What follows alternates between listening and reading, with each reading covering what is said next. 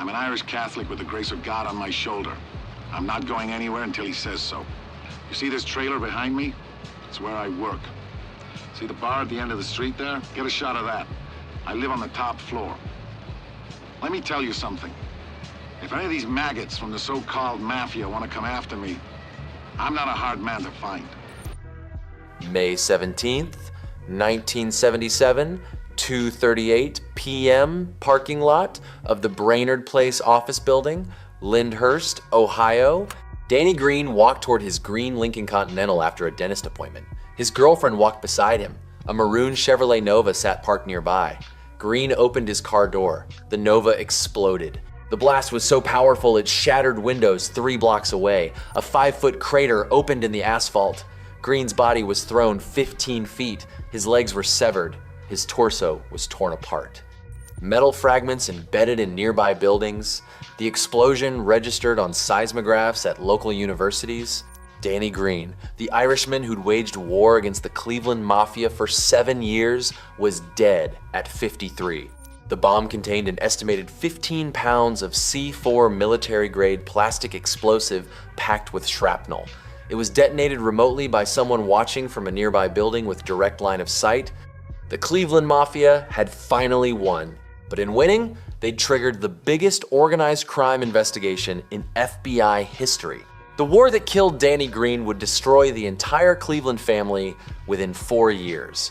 Before we continue, if you're enjoying these deep dives into organized crime history, hit that like button and subscribe. Films Uncovered drops a new documentary every week.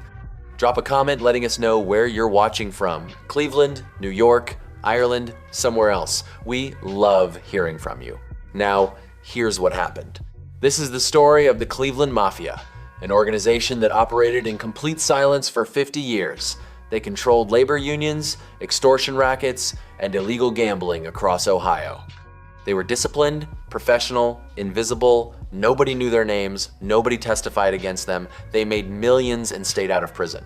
Then Danny Green started a war, and that war exposed everything. But here's what makes Cleveland different from New York, Chicago, or Philadelphia. The Cleveland family didn't fall because of RICO prosecutions or informants. They fell because they couldn't stop killing each other. Between 1976 and 1977, 36 bombs exploded in Cleveland. The city became known as Bomb City, USA. And every single explosion brought federal investigators one step closer to dismantling the entire organization. The Cleveland Mafia emerged in the early 1900s when Italian immigrants from Sicily and Calabria settled in the Murray Hill and Little Italy neighborhoods. Unlike New York's 5 families, Cleveland developed as a single, unified organization under one boss. The first recognized leader was Joseph Big Joe Leonardo. He controlled bootlegging operations during Prohibition in the 1920s. Court records show Leonardo ran a massive illegal alcohol distribution network across northeastern Ohio. He made millions. He kept a low profile. He avoided prosecution. On October 13th, 1927, Leonardo was shot and killed in a barber shop on Mayfield Road.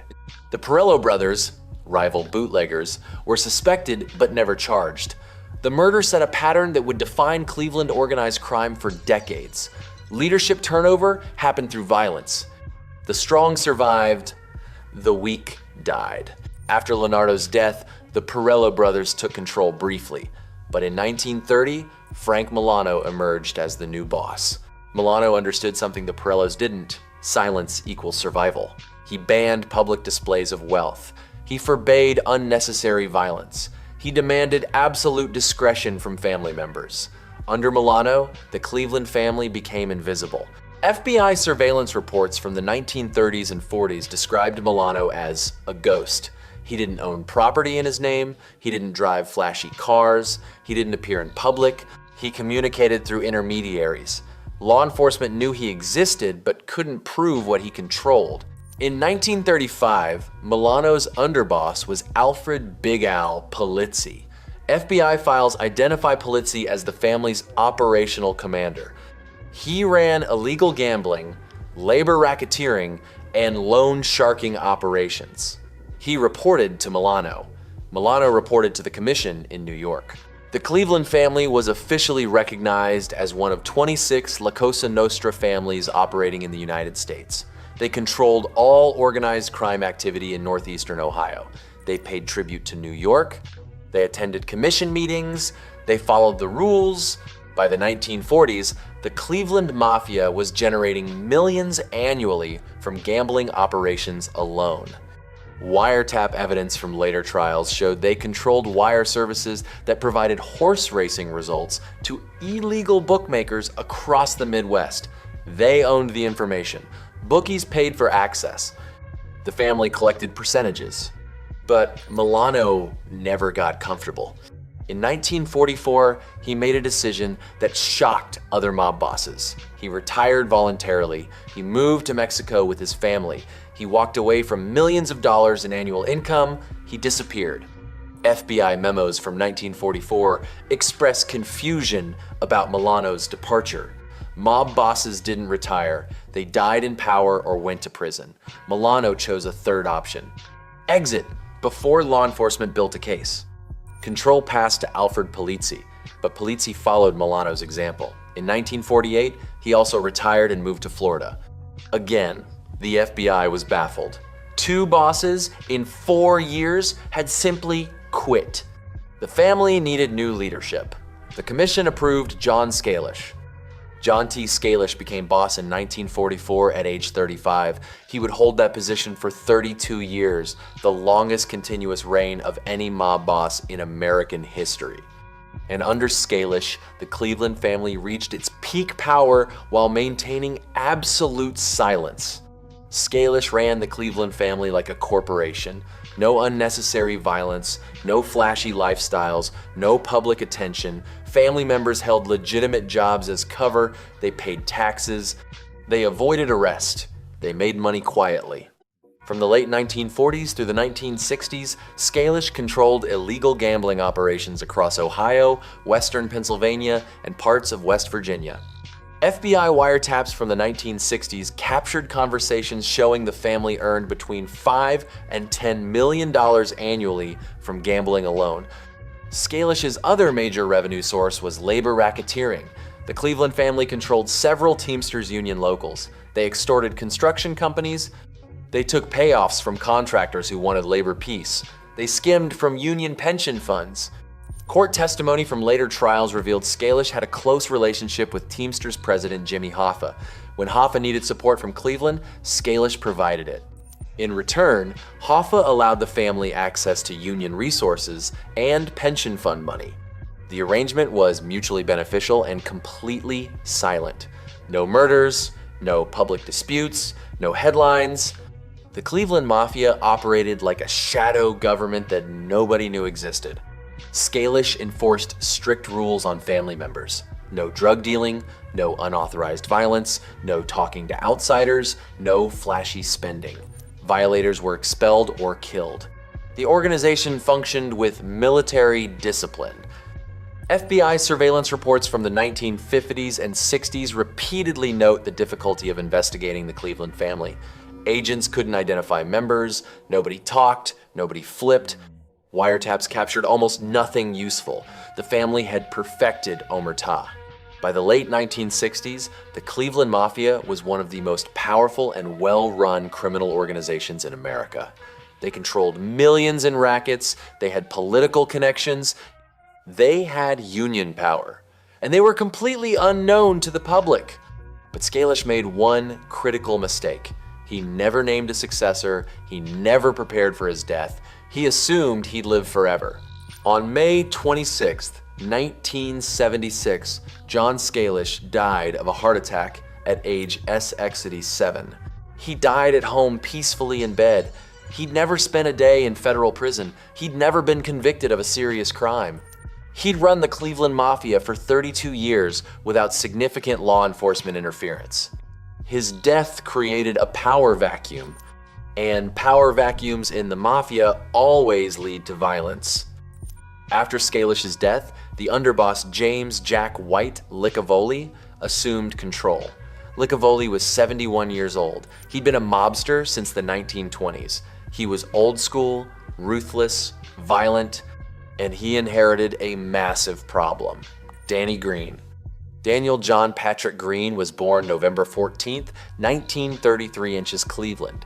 He was Irish-American. He grew up in the Collinwood neighborhood. He was not Italian. He could never be a made member of La Cosa Nostra, but he wanted power anyway. Green started as a longshoreman. In 1961, he was elected president of the International Longshoremen's Association Local 1317.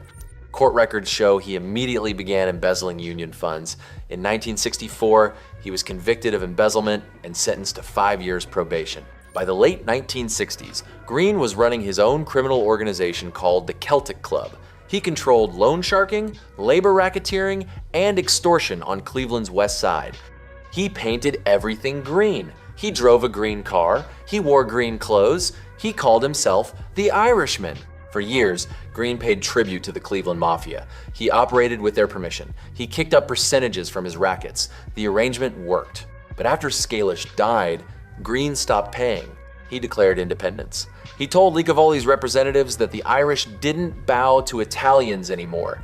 He was taking over Cleveland's rackets himself. Licavoli ordered Green killed. The first attempt happened in 1975. A bomb was planted in Green's car. It exploded. Green survived with minor injuries. He held a press conference afterwards, standing in front of his blown-up vehicle laughing. He told reporters, "I have a message for those guys. They can't kill me." The second attempt happened in 1976. Gunmen opened fire on Green outside his apartment, dozens of shots. Green wasn't hit. He returned fire with his own weapon. The attackers fled. Green started appearing on local television. He gave interviews. He talked about the Mafia. He called them Dagos and Wops. He said Cleveland belonged to the Irish. Now he was violating every rule of organized crime, going public, making noise, challenging authority. FBI surveillance picked up increased activity among Cleveland family members. Wiretaps captured panicked conversations. Licavoli was under pressure from New York. The commission was demanding that Cleveland handle the Green problem. A civilian was embarrassing the Mafia on television. Between 1976 and 1977, the bombs started. 36 bombs exploded in Cleveland in less than 2 years. Some targeted Green, others targeted his associates, some hit innocent people by mistake. The city descended into chaos. The Cleveland Police Department formed a special bomb squad. The FBI launched a major investigation. Local media started calling Cleveland Bomb City, USA. National news outlets picked up the story. The invisible Cleveland Mafia was suddenly front-page news. Green survived multiple assassination attempts. He seemed invincible. He taunted Licavoli publicly. He told reporters he wore a green bulletproof vest. He said he had the luck of the Irish. He believed he couldn't be killed. Licavoli brought in outside help. He reached out to the Los Angeles family. He asked for professional hitmen. The commission approved assistance. They sent Raymond Ferrito, an experienced bomber and killer. Ferrito studied Green's patterns. He learned Green had regular dentist appointments. He identified the parking lot where Green parked. He found a vantage point with direct line of sight. He built a remote-controlled bomb using military-grade explosives. On May 17th, 1977, everything came together. Green parked his car. He walked toward it after his appointment. The bomb in the nearby Nova detonated. The explosion killed Green instantly. The Cleveland Mafia celebrated. The war was over. They'd won. They had no idea what came next. The beginning of the end. The Green murder was the Cleveland family's biggest mistake. The FBI already had agents investigating the bombing campaign. Green's death turned that investigation into an all-out assault on the organization. Within hours of the explosion, FBI agents were interviewing witnesses. Forensics teams examined the blast site. Bomb technicians analyzed the device. They determined it was professionally built. Military-grade materials, remote detonation, expert construction.